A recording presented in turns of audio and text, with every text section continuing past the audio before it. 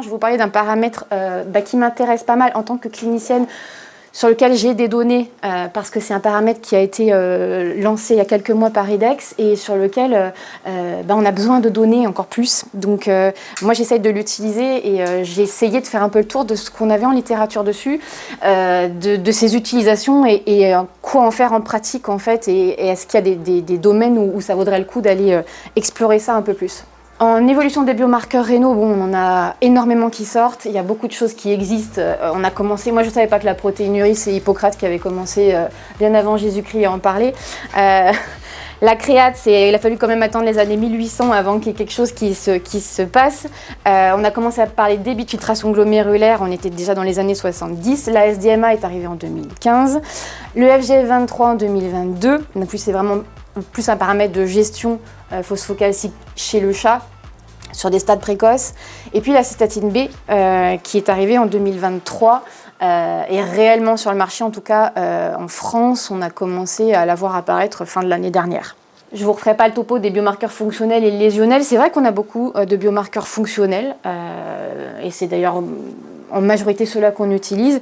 Et c'est vrai que l'intérêt de la cystatine B et d'autres, c'était d'avoir aussi une idée de ce qui se passe au niveau lésionnel, puisque les deux ne sont pas toujours connectés. On peut avoir une voiture qui fonctionne parfaitement bien avec une aile cabossée et vice-versa. Donc une fonction qui est altérée ne veut pas forcément dire qu'il y a une lésion et ça marche aussi dans le sens inverse. C'est pour ça que l'objectif, c'est toujours en fait d'essayer d'avoir le maximum de marqueurs, le maximum de pièces à ajouter au puzzle qui peut nous donner une idée le plus précise possible de ce qu'on a au niveau du tableau lésionnel et fonctionnel. Et comme on manque de marqueurs lésionnels, le but c'était d'aller explorer ces marqueurs lésionnels, histoire d'enrichir un peu notre puzzle et avoir la vision la plus claire possible de ce qui se passe. Au niveau des phases lésionnelles, on en a identifié 4. En fait, les premières phases de lésion qui se produisent au niveau rénal, il y a d'abord la phase d'initiation, où on a globalement, alors tout dépend des contextes, mais globalement ce qui se passe, c'est qu'on a un afflux sanguin qui est diminué, on a une quantité d'ATP qui diminue au niveau cellulaire, et du coup, il en résulte des dysfonctions cellulaires. Ça, c'est une phase qui est réversible si on la détecte précocement. Le gros souci aujourd'hui, c'est d'avoir des marqueurs qui nous permettent de détecter les choses à un stade suffisamment précoce. Et c'est là-dessus qu'en général que tout le monde essaye de travailler pour essayer de traiter et d'intervenir le plus tôt possible. On a une phase d'extension qui suit la phase d'initiation où là, on a un déficit en énergie persistant, on a une hypoxie persistante parce qu'on a un apport sanguin qui est diminué et de façon persistante. Ça occasionne une libération de cytokines, un début d'apoptose, un début de nécrose cellulaire et un début de filtration glomérulaire qui commence à diminuer, mais on est à un stade où c'est encore réversible, ou partiellement réversible. Mais on n'est pas encore dans le cadre de dommages qui vont être perpétuels. Si on arrive à interrompre cette cascade, et pour l'interrompre, encore faut-il pouvoir la détecter. Suite à cette phase, on a une phase dite de maintenance, où la réparation cellulaire va s'enclencher, elle va se mettre en place. On a une migration, on a toujours de l'apoptose qui continue, on a une prolifération de certains types cellulaires et on a un DFG qui va tendre à se stabiliser, un flux sanguin qui va tendre aussi à se stabiliser, voire à se normaliser s'il en est capable. Une homéostasie qui va tant bien que mal se rétablir. C'est pas toujours le cas, mais c'est souvent dans cette phase-là qu'on a des signes cliniques qui commencent à devenir visibles. Donc on a déjà les 2 premières phases qui sont passées, en général. Et suite à cette phase de maintenance, on va avoir une phase de récup qui peut prendre des semaines, des mois, des années, où on a une réparation cellulaire continue, autant que faire se peut. Parfois, elle est totale.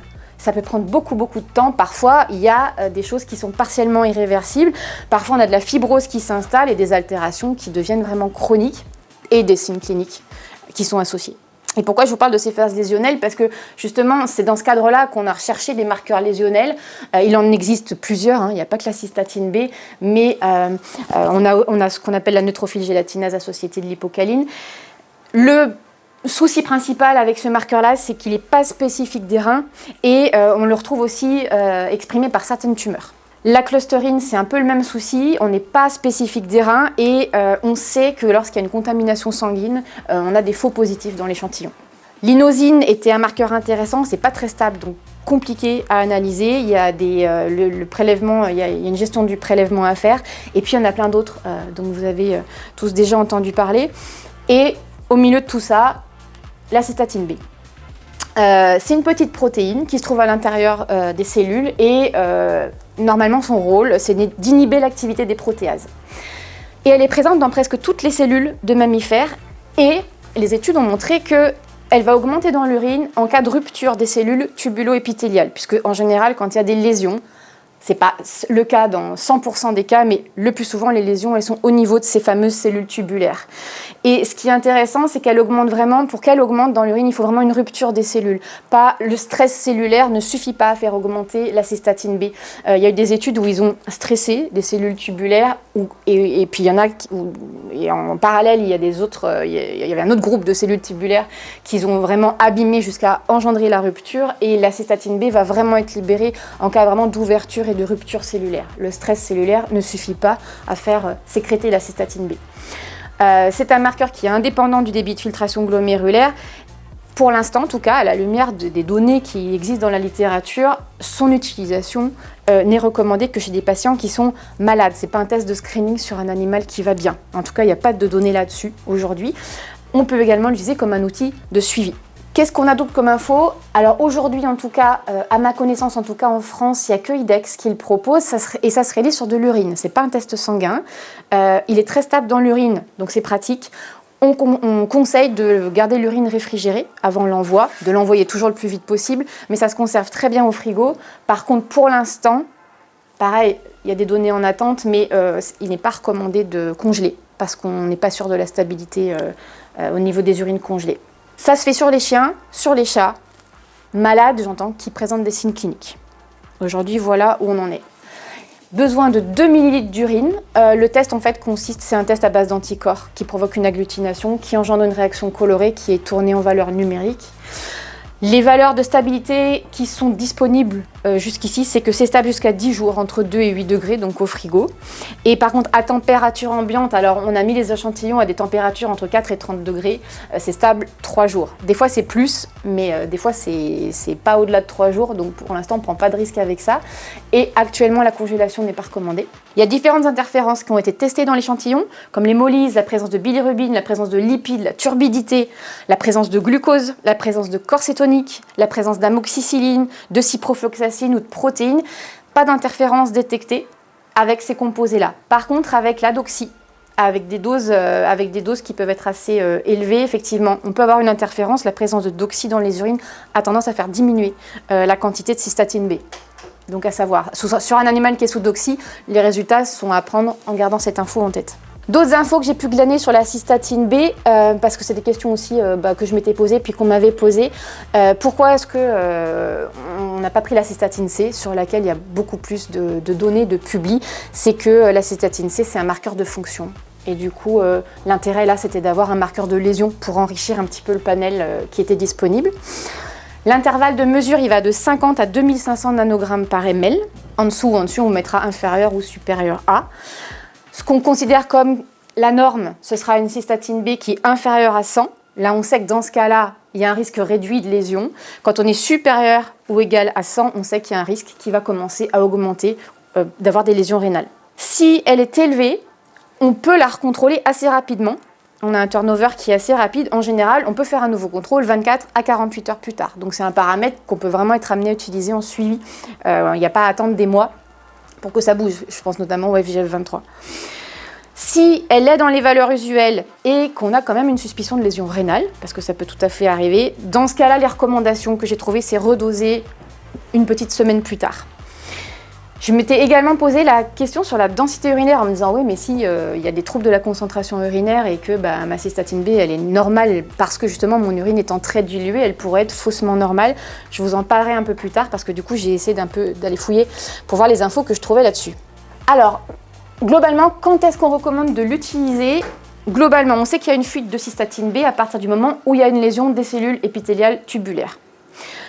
Il y a pas mal de cas où on peut avoir des lésions rénales. C'est pas systématique, mais ça fait quand même pas mal de cas où ça peut être intéressant de l'ajouter au panel, notamment en présence d'intoxication, de pancréatite, de coups de chaleur, tout ce qui peut limiter la perfusion rénale finalement et provoquer ces fameuses lésions qu'on citait avec la phase d'initiation, la phase de maintenance, la phase de récupération, etc.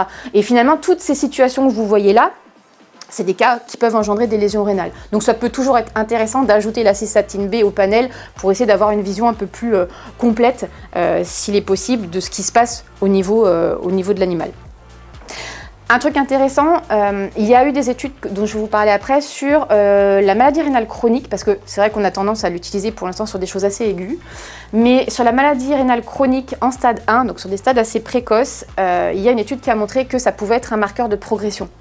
Donc ça peut être un contexte dans lequel l'utiliser. Vous trouverez les algorithmes, alors ils sont dispo quand vous tapez cystatine B algorithme, vous allez tomber directement dessus avec différentes présentations. Globalement, ça c'est l'algorithme pour l'interprétation des taux normaux, c'est-à-dire quand c'est inférieur à 100, on sait que le risque de lésion rénale il est faible.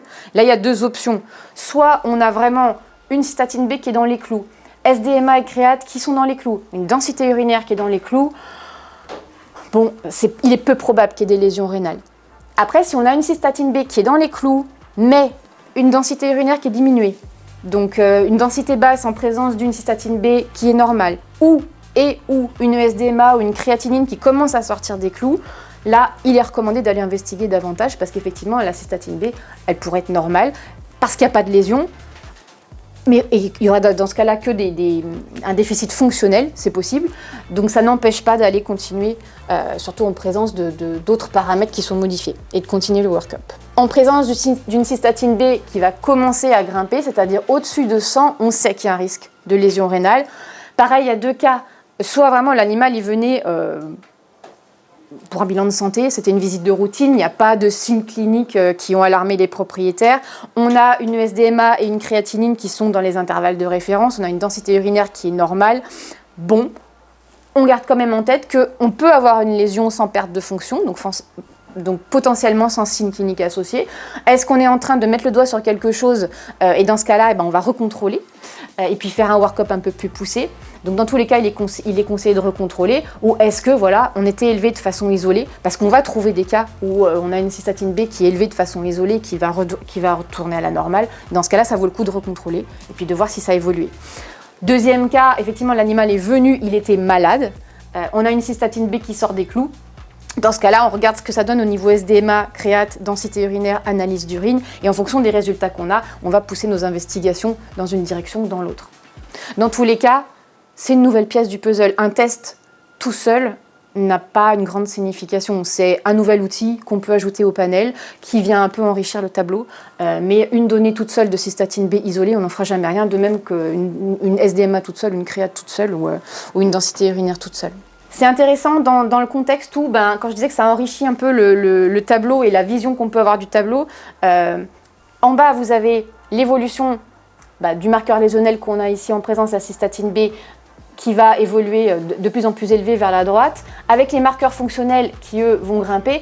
Et selon les pathologies auxquelles on va avoir affaire, vous allez voir qu'il y a des cas où, effectivement, on va être plutôt dans la zone où ce sont surtout les marqueurs de fonction qui vont être élevés ou qui vont avoir tendance à grimper.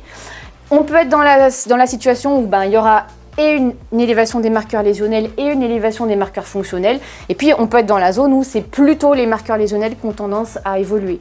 Donc voilà, ça vient rajouter une pièce de plus et ça vient un petit peu enrichir notre vision. Les questions que je me suis posées sur la cystatine B, c'était comment déterminer sensibilité, spécificité de ce paramètre.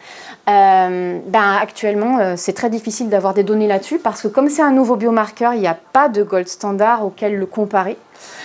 Donc, en études internes chez IDEXX, il y a eu des études sur la précision, sur la répétabilité, qui sont d'ailleurs disponibles dans ce qu'ils appellent le white paper, qui est disponible pareil, si vous tapez cystatine B white paper, vous avez toutes les données sur le site. Donc on sait que c'est répétable, on sait que c'est précis. Ils ont enrichi des échantillons avec différentes concentrations de cystatine B. Ils ont fait les mesures plusieurs fois avec le test pour voir si c'était répétable, si c'était précis, si on obtenait les concentrations qu'on s'attendait à obtenir, puisqu'on était sur des échantillons de concentration connus. De ce côté-là, il n'y a pas de souci. Maintenant, effectivement, tant qu'il n'y a pas de gold standard auquel comparer ce marqueur-là, au niveau sensibilité et spécificité, c'est très difficile à déterminer. Moi, je m'étais demandé pourquoi on ne l'exprime pas sous forme de ratio normalisé à la créate, comme on fait pour la protéinurie notamment, pour justement s'affranchir de ce problème de concentration urinaire.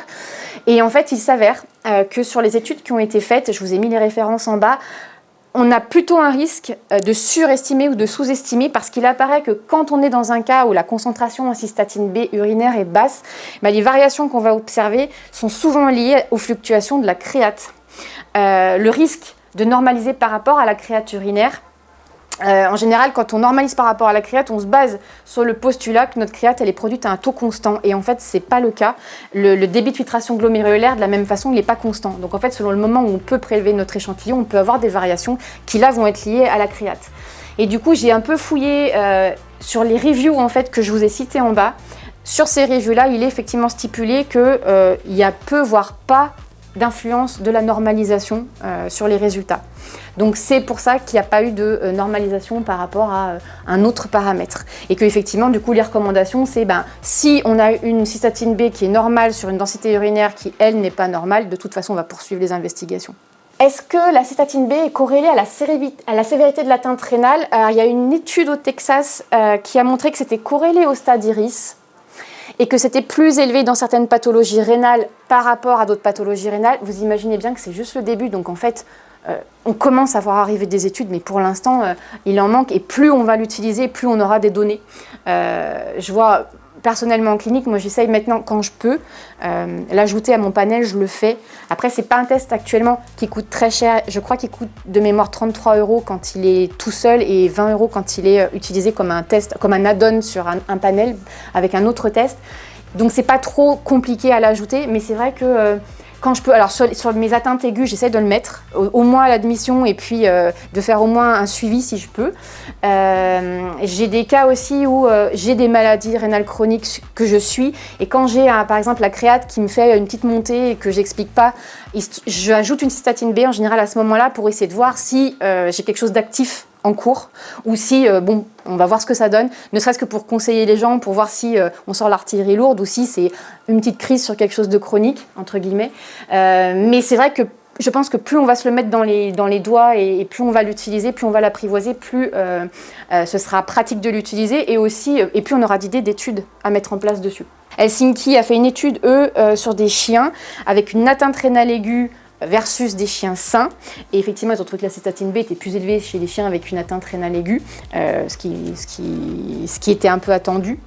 En termes de pronostic, alors il y a pas mal d'études en cours sur la valeur pronostique de la cystatine B.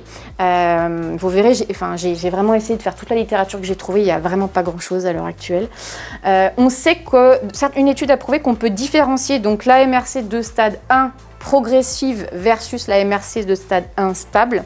Donc quand la cystatine B est augmentée sur une MRC de stade 1, on est peut-être face à quelque chose qui est actif et qui est en cours et qui va progresser. Par contre, ça ne permet pas de prédire la progression chez les autres stades. Maintenant, il y a une étude. Il y a également une autre étude sur des chiens en atteinte rénale aiguë, et la cystatine B était significativement plus élevée chez les chiens qui n'ont pas survécu. Donc ça pourrait avoir une valeur pronostique. Là encore, plus on aura d'études, plus on aura des infos et plus on pourra l'utiliser dans ce cadre-là. Les publics que j'ai trouvés dessus, alors, il y en a beaucoup qui ont été faits avec la collaboration de IDEX, il faut le savoir. Donc actuellement, il n'y a honnêtement pas grand-chose dans la littérature. Ça, c'est l'étude d'Helsinki qui est prospective. Il y a juste 18 chiens en atteinte rénale aiguë, différentes étiologies, différents stades, différentes sévérités. Pas de problème.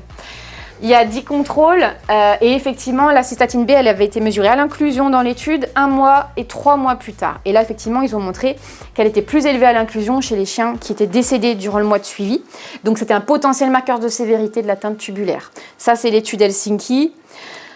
L'étude, alors celle-là, elle a été faite par l'Université de Jérusalem, pareil, collaboration IDEX, qui est prospective aussi, c'est sur des chats. Celle-là, 76 chats, 12 contrôles, 9 chats en obstruction, 17 chats en maladie rénale chronique et 38 en atteinte rénale aiguë. La cystatine B était supérieure chez les atteintes aiguës par rapport aux atteintes chroniques et les contrôles. Elle était aussi plus élevée chez les atteintes aiguës par rapport aux maladies chroniques. Ils ont même déterminé des cut-offs de valeurs optimales pour essayer d'avoir une sensibilité et une spécificité les meilleures possibles. Et elle était supérieure aussi chez les non-survivants. par rapport aux survivants. Pareil, ils ont déterminé les cut-offs de façon à avoir une sensibilité, une spécificité qui soit intéressante. Donc effectivement, c'est un marqueur diagnostique et pronostic dans ce cadre-là.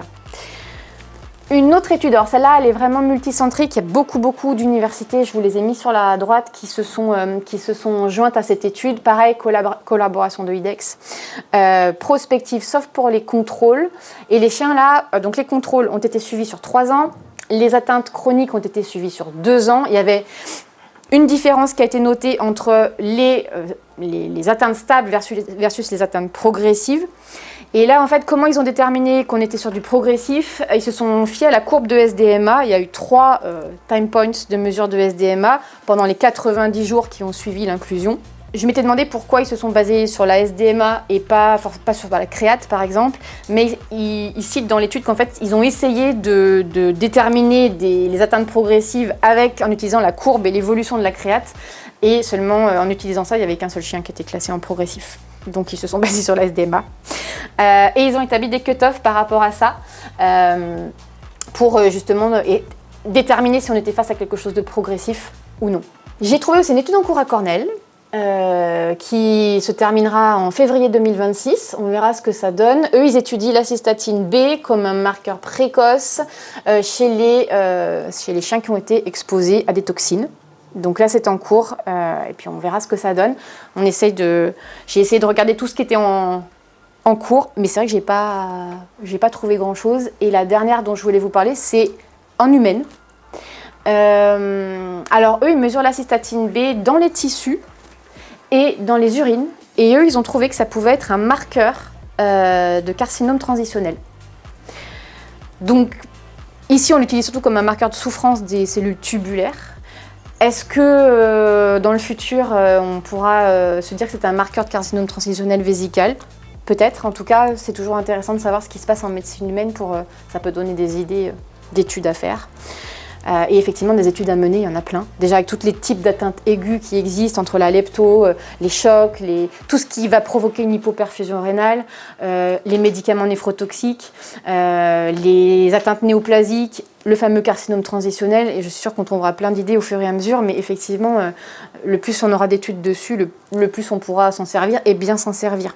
L'objectif, là, c'est vraiment de se dire, bon, bah, on a un nouveau marqueur. Ça rajoute une vision du point de vue lésionnel de ce qui peut se passer dans les reins. Comme tous les marqueurs d'atteinte rénaux, c'est pas le seul et l'unique et à lui tout seul il se suffit pas. Le plus on en a, le mieux c'est. Il y a des fois pour des raisons de budget, clairement, on va pas tout faire, tout ce qu'on pourrait faire et tout ce qu'on aimerait faire. Il existe. À lui de trouver sa place dans le panel en fait de toutes les procédures, de tous les tests qu'on peut faire dans un contexte d'atteinte rénale au sens large, mais ça peut apporter un éclairage du point de vue lésionnel de ce point de vue-là. Et puis maintenant, il faut, voilà, comme je disais, l'utiliser, l'apprivoiser. Mais moi, en tant que clinicienne, j'en suis qu'au début de son utilisation, donc je le dose, je vois si ça m'apporte quelque chose, je vois si ça m'aide. Ça peut m'aider des fois à parler aux gens en leur disant, écoutez, il y a quand même un truc actif là qui est en train de se passer, donc on va peut-être se bouger, entre guillemets, un peu plus que se dire, ok, on va attendre de voir. Ça dépend vraiment des cas. Et je pense que voilà, au plus on l'utilisera, au mieux on saura l'utiliser aussi.